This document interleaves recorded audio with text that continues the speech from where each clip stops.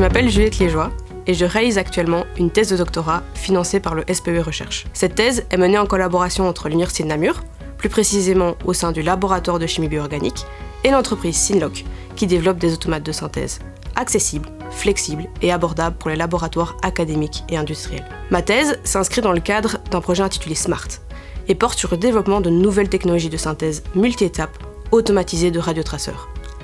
Mais concrètement, qu'est-ce que cela signifie ? Les radiotraceurs sont de petites molécules radioactives utilisées en imagerie médicale, notamment pour diagnostiquer des cancers et d'autres maladies. Une fois injectées dans le corps humain, ces petites molécules vont se comporter comme des traceurs GPS.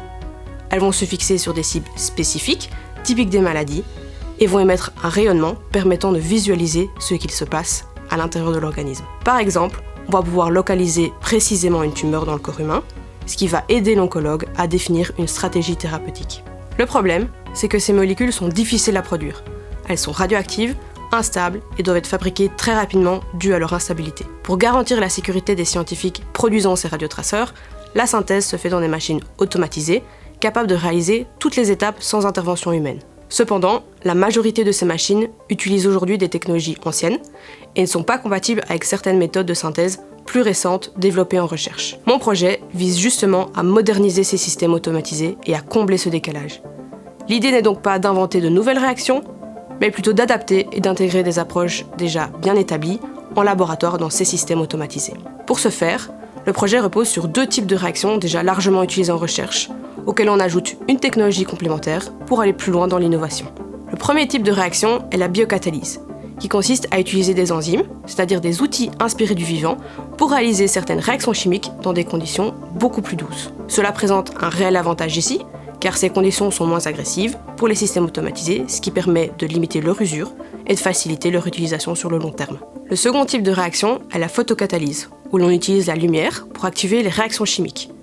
Cette approche permet d'accéder à des réactions différentes, souvent plus rapides et plus sélectives, mais qui restent aujourd'hui difficiles à intégrer dans les systèmes automatisés existants.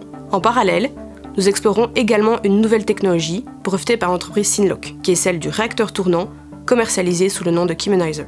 Dans ce système, la réaction ne se déroule plus dans un volume classique, mais sous la forme d'un film fin de solution le long des parois, créé par la rotation du réacteur. Cette manière de travailler permet d'avoir un meilleur contrôle des conditions de réaction.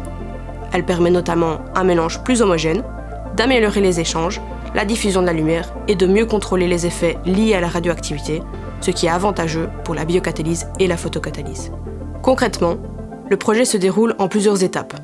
D'abord, nous développons et testons ces nouvelles méthodes séparément, en laboratoire, sur des molécules modèles. Ensuite, nous les optimisons pour qu'elles soient rapides, robustes et compatibles avec les contraintes de la radioactivité. Enfin, nous les intégrons dans les machines automatisées avec le réacteur tournant afin de vérifier qu'elles fonctionnent dans des conditions réelles de production. L'objectif est donc de vérifier que ces approches fonctionnent concrètement dans des conditions réelles. Ce projet illustre ainsi comment le soutien du SPE Recherche permet de transformer des avancées scientifiques en solutions concrètes pour des applications médicales. Ce que j'apprécie dans la collaboration avec la société Synloc, c'est la très grande complémentarité technologique. Nous développons des nouvelles réactions de chimie organique, ils développent des nouveaux réacteurs, des technologies que nous ne pourrions pas avoir. Et puis, ce qui est appréciable, c'est que la finalité, elle est dans l'imagerie médicale.